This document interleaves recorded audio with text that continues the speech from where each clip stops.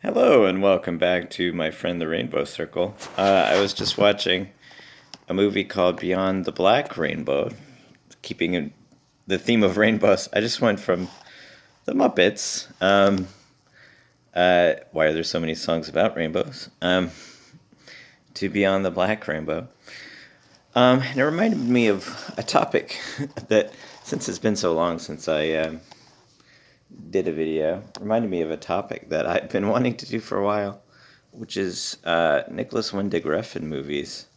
This is not Nicholas Winding Refn. It does remind me of him. I don't know if I'm pronouncing his name correctly or not. It does remind me of his style. Very reminiscent of Giallo movies. Super color saturated, really intense colors.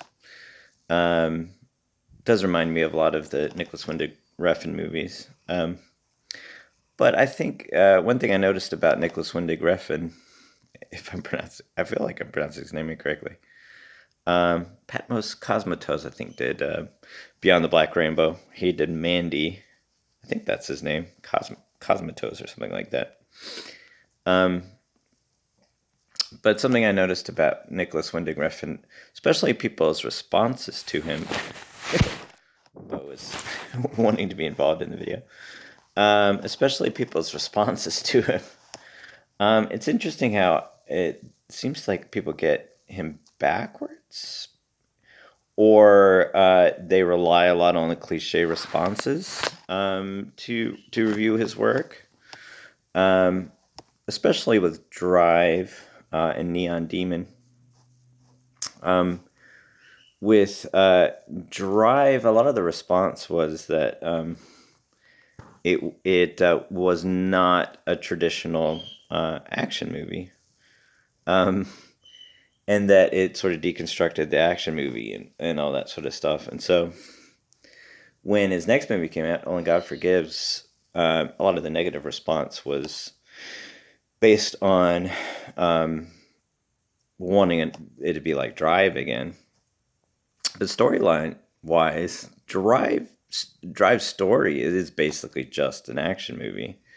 It's an action movie in pretty much every way, beat by beat. It's exactly like, I mean, it reminded me very specifically of a lot of the Jean-Claude Van Damme movies. There's one of the Jean-Claude Van Damme movies with Patricia Arquette. I forget what it's called, but it's basically the same one as that. That one, No Escape, No Surrender. I can't remember what that one was called. Not a great movie. Not John Woo's best movie. Not Jean-Claude Van Damme's best movie either. But storyline wise, it was basically the same story. That doesn't mean it's bad. I mean, Drive is a great movie, but it's just, the story itself is really not that different from, your standard action movie. The character is really not that different from your standard action movie character.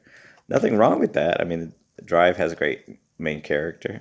Very interesting character. Michelle Williams, Ryan Gosling, Michelle Williams, all the acting is great. What really makes it different is just style. Bo is getting her tail everywhere. Style is really the main thing that makes it different. The color, the color saturation, and the music is atypical of an action movie. A lot of really basic components like that are atypical of an action movie. So it was stylistically different. Storyline wise, not really all that different, but stylistically quite different. It was sort of like a giallo style, very quiet giallo style action movie story. But then you have things like Only God Forgives, which is really unlike any other movie. It's hard to really compare the story of that one. Whatever the story is, I don't think the story of that one really matters all that much. But whatever the story of that was, it's not really similar to anything. But it was this, hyper stylized. And then Neon Demon, the response a lot of people had to Neon Demon was a lot of people said style over substance. That tended to be the critique of that one. But that's one of those phrases that has no meaning at all, really.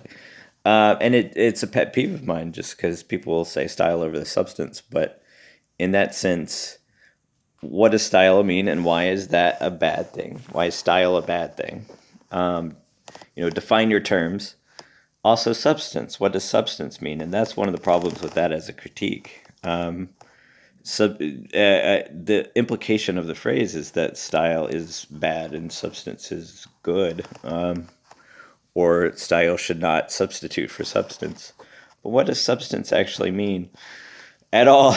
And I would say the reason why people, and it's a post-rationalization, and I think that's one of the things you always have to be really conscious of when it comes to critiquing a movie or coming up with some reason why a particular movie or story is bad or good, and saying, the reason why I disliked Neon Demon or whatever it is because it was style over substance. I think what you're actually identifying there in your post-rationalization is that substance in that case means attachment to characters. I think that's primarily it. And Neon Demon had kind of a complicated issue where it was about a girl. Elle Fanning is a great actress. But her whole journey was, losing her humanity and losing her likableness, and all that sort of stuff, becoming much more abrasive and off-putting. Whereas you compare that to Drive had all the standard techniques of action movies where you have a character who is abrasive and off-putting, but just standard tropey action movie stuff, just connecting with a woman and her child and showing some of his humanity. So you have the paradox. So if you look at the Rainbow Circle, that's level 2 on the Rainbow Circle. He seems really tough and off-putting and unemotional, but it turns out paradoxically he's actually caring and kind. And level 3 schematically fits perfectly in with action movie tropes. He's the action movie star has to learn how to love and be selfless and move past his violent past or whatever. And I think that's why Drive works, is because of how tropey it is. Because it is so close to a standard action movie, I think it's easier to digest for a lot of people, which is kind of the opposite of a lot of the critique people have. And so the substance that they're actually identifying is connection with characters, like Jessie, the main character in Neon Demon. Part of the whole idea of that character is that she becomes less and less sympathetic as the story progresses, and Only God Forgives is a similar sort of trajectory. Sometimes, substance is one of those protean words that the more it's used to apply to, the less it actually means, the less it actually has substance. But sometimes the substance will be, the whole idea of style over substance was, things like, it didn't say anything, it wasn't about anything. Neon Demon is far more, quote unquote, about something. It has far more of a message, or has far more of a discernible metaphor at its core than Drive does. Drive is just a story of a guy, trying to save this family or whatever, and getting revenge and all that kind of stuff. Standard action movie stuff. Neon Demon is, has the central metaphor of the inhumanity that comes with objectifying women in the modeling industry and how it dehumanizes them, turns them into animals. So it's far more, quote unquote, about something than Drive is. So the criticism of style over substance if you use substance to mean, it has a meaning, it has a message or something like that, then it's actually the opposite. It's drive is, in those terms, drive is far more style over substance than Neon Demon is. But if you specifically identify, and frequently when people talk about substance, they don't really identify, how they define substance, unfortunately. So it really renders that criticism mostly meaningless. But if you identify substance as connection with characters, yeah, I mean, that's kind of at central to Neon Demon as a story is the disconnect with the characters that grows as the story progresses. And it's a tricky thing to do well, because if you're disconnecting with characters, you're disconnecting with the audience as it progresses. So, how do you effectively do that? And I think Drive does that effectively by, it does it in reverse order, where the driver seems to be just this tough guy without feelings. And he becomes warmer and warmer as the story progresses, whereas Jessie is this very innocent, passive sort of a character. She grows more and more inhuman, predatory, and ruthless as the story progresses. And it's hard to really get that balance right. And I think that what people are actually identifying when they say Neon Demon is style over substance is that the balance didn't quite work for them. That the certainly the style was stimulating. I mean, the hyper colors and the visuals were stimulating and all that sort of stuff. It's a beautiful. Both of them are very beautiful movies, but just the visual stimulation is short term. And ironically, this is exactly what I was talking about with the Muppets. There's more of a connection than you might think. But you can have a Muppet that's just a beautiful design, just a wonderful design. But are they really going to be long-term? Is there going to be a long-term connection with the characters if it's just a beautiful design? And what gives Kermit and all of them longer-term connection and deeper sort of stimulation that lasts over a longer period of time is that paradox. So they seem like something on the surface, but there's the opposite under the surface. And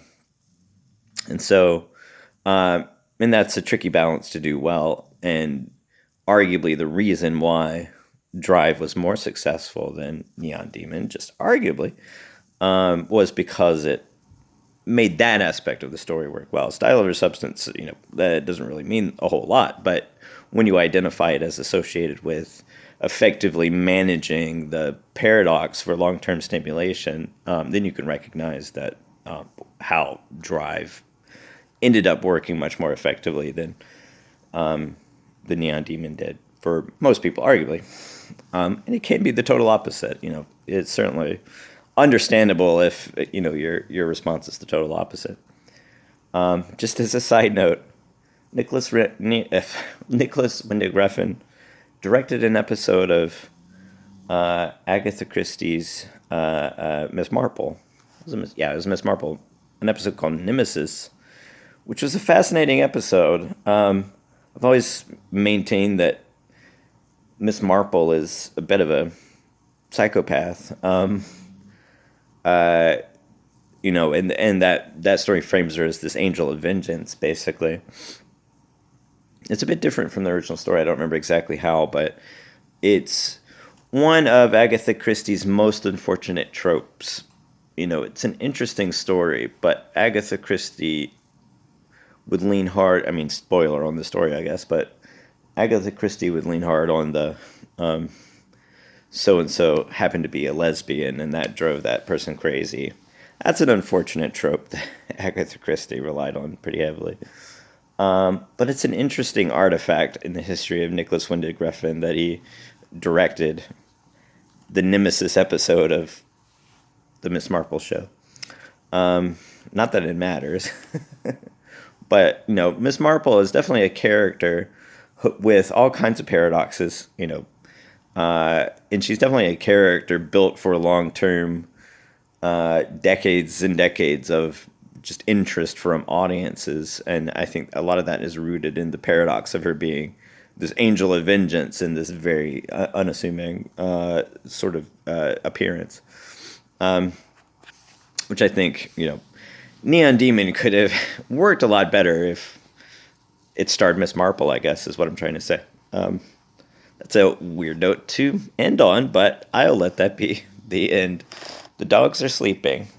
They usually cameo, but they are asleep right now. You might be able to hear the dogs snoring. Dogs! You want a cameo? No, they're sleeping. They're sleeping. Okay. All right. See you on the next episode.